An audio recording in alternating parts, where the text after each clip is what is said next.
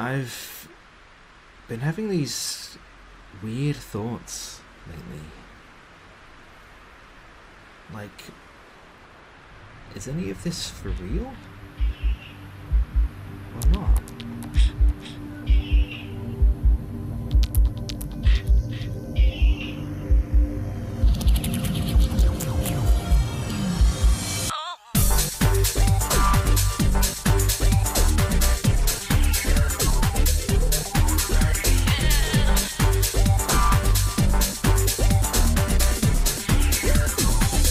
Hello and welcome to the world's worst review of Super Mario Sunshine, where there's a 0% chance of hearing that something is good, there's a 0% chance of hearing that something is bad, and there's a 100% chance of vulgar euphemisms. You might be asking yourself, Brad, why the Kingdom Hearts intro? Well, let me answer your question with another question. Why a giant pachinko machine? Why a giant bird made out of sand? Why dentistry on a giant eel? This silly little intro was simply the first idea I had, and I am desperate for money right now, and thus have no time to second guess myself or let my ideas ferment. By that same token, in 2002, Nintendo were desperate for a big 3D Mario and successor to Mario 64 to help them sell the GameCube that had released 10 months prior, and thus Super Mario Sunshine exists as one of the only first-party Nintendo games ever released to be demonstrably rushed.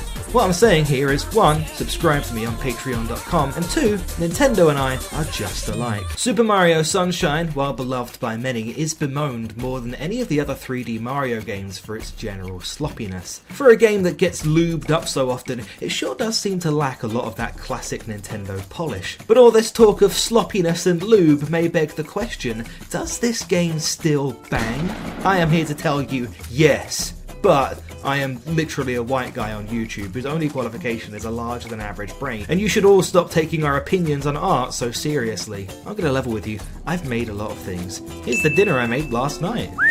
That is not Super Mario Sunshine. Play it for yourself and stop letting YouTube tell you how to feel about media that you won't engage with. It's worth more than that. In simple terms, if you're asking me if this game bangs, I say yes, but Mario Sunshine, like every other 3D Mario, has a lot of ideas. Some might say too many ideas. This is also a criticism I would levy at Super Mario Odyssey, the game I think Sunshine can be most closely compared to. They're both more sandboxy, less linear 3D Mario games with focus on movement and control. The difference is that Sunshine's level design, certainly in its first half with marvels like Rico Harbor and Pina Park, frequently leans into that and doesn't just allow but encourages players to move freely and with expression. Odyssey's level design frequently leans into throwing your hat at a guy who is way less cool than Mario, putting some sunglasses on and then walking in a series of straight lines to get a collectible you couldn't see until you put the sunglasses on. And don't get me wrong, Sunshine's levels are a lot less flat than Odyssey's by and large, both literally and not, but there is some absolute shit in here. Have you ever watched a speedrun of Super Mario Sunshine?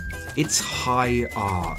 A shining showcase of the game's movement and mechanics, and all of the things to love about the game, and then players make it to King Boo down below.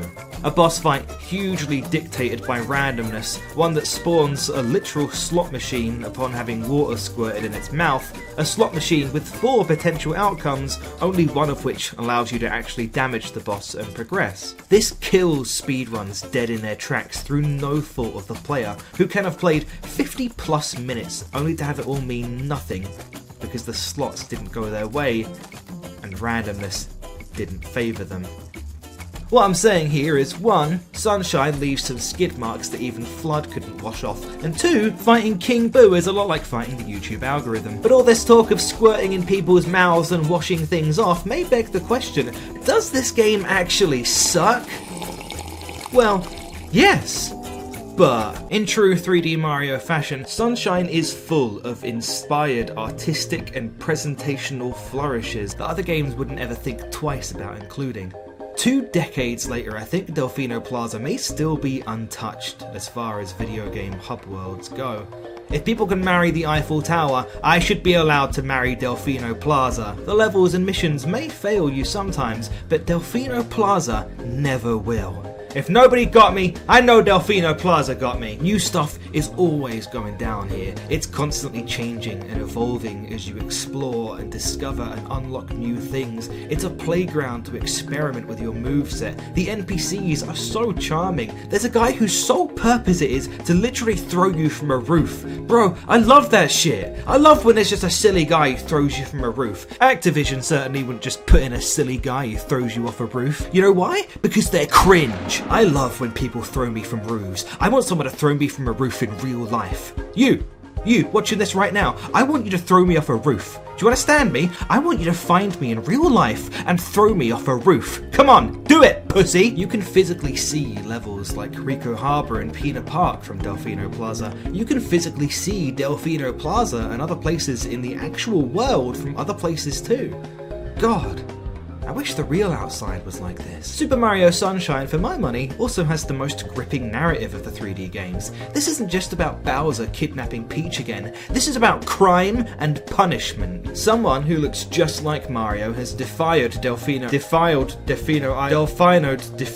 fuck shit up, and now it's up to Mario to clean up the island and his reputation. As a British person, going to an island and causing problems for the natives is deeply unconscionable to me. I was hooked from the start. Super Mario Sunshine is your drunk friend. He's irresponsible and a bit all over the place, but he's great fun to hang out with. You can always bank on some laughs with this guy, so long as you're sure to get him home with a glass of water before he says something racist. Alright buddy, you've had enough, let's get you out of it. No, seriously, stop it, okay? You're embarrassing yourself. Stop it, hey, stop it! Stop that, come on! Hey, you need to fucking sort it out, alright? Look at yourself in the fucking mirror. Fix it. Every time this game starts yanking your chain or making you dive for red coins, you can always bet that it'll bring it back eventually with some fun in the sun or a climb for a shine. This may have been the world's worst review of Super Mario Sunshine. It may have been a long-winded metaphor for gamer sex. Because if Mario Sunshine truly does both fuck and suck, then who are we to criticize? Isn't that just what we, as gamers, do every day? No. Now, if you'll excuse me, I have to take a massive shit. Goodbye. I'm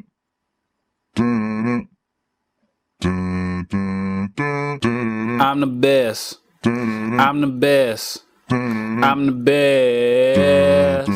Swag, swag, swag, swag, swag. I'm the best. I'm the best. I'm the best.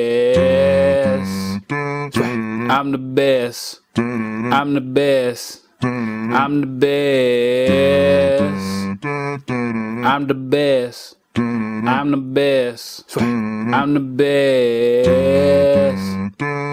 Standing on a car, finger in the air, with some women's.